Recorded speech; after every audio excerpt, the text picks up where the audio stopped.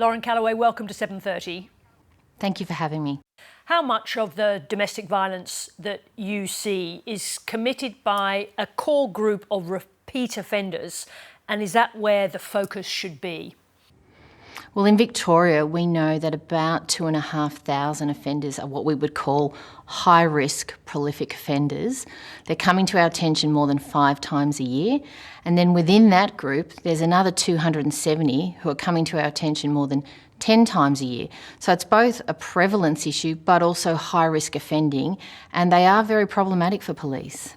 So does that mean that a lot of the solutions and the funding that people are discussing right now about how to fix this should be focused on that particular group of offenders, given that they're responsible for so much of the suffering that's inflicted?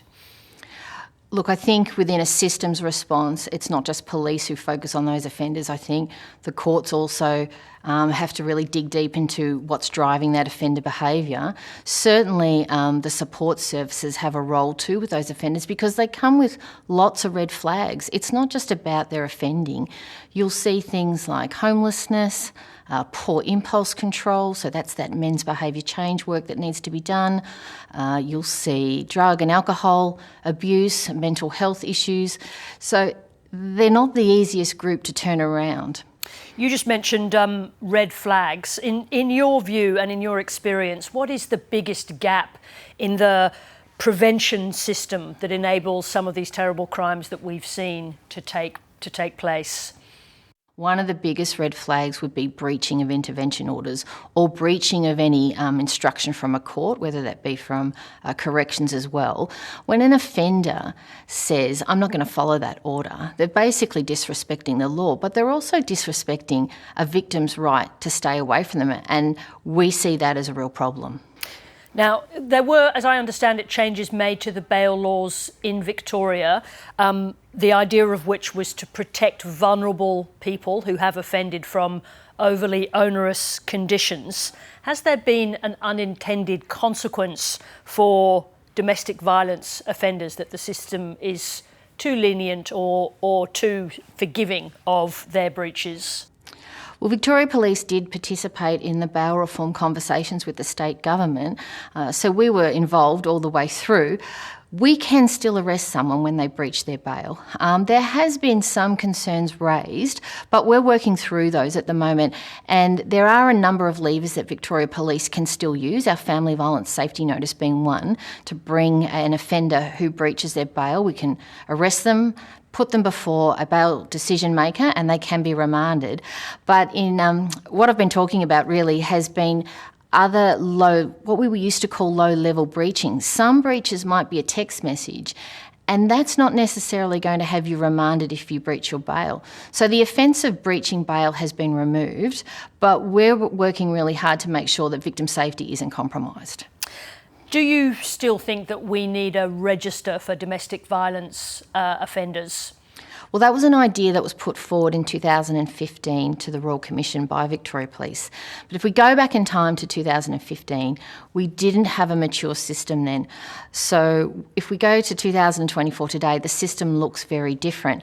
What I've always cautioned about registers, and I had a fair bit to do with the Sex Offenders Registry in a previous role, is that they can have some unintended consequences.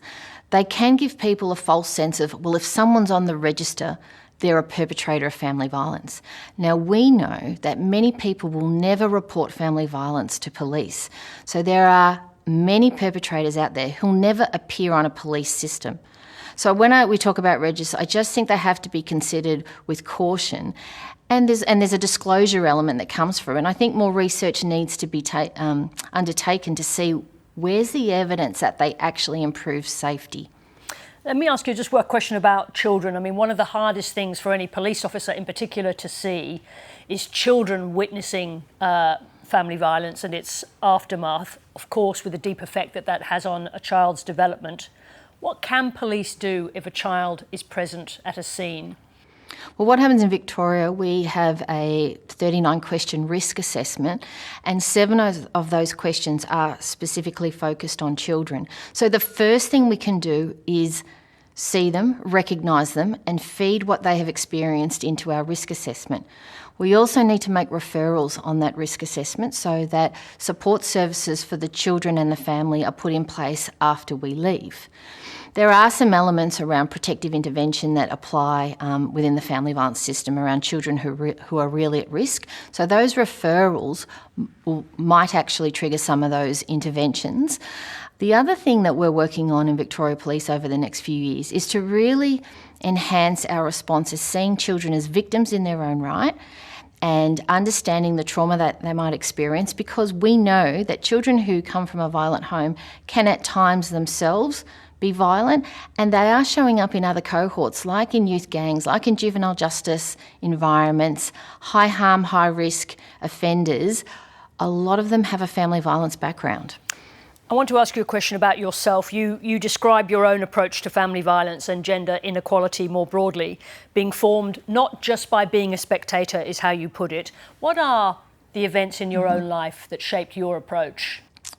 Well, I was raised by a single mother, and I think, I've often talked about the 1970s and 80s being a period of time where people referred to unhappy marriages and those issues that happened within those marriages being a private thing, and I'm a product of those years. And I certainly came to policing not really having a good awareness of what was really going on in the crime theme. Once I got into family violence and sexual assault and child abuse, because that's pretty much where I've worked my whole career, I suppose my views have changed around what is acceptable behaviour for men towards women. We really see, I personally see, the link between how we treat each other, gender equality, and how we treat our community. So I make those comments because there are many people in society who choose not to disclose that they've experienced family violence or choose to share it because they're actually interested in improving the system, and I'm one of those people. Lauren Callaway, thank you very much indeed for your time and for sharing your expertise with us this evening. Thank you. Thank you, Sarah.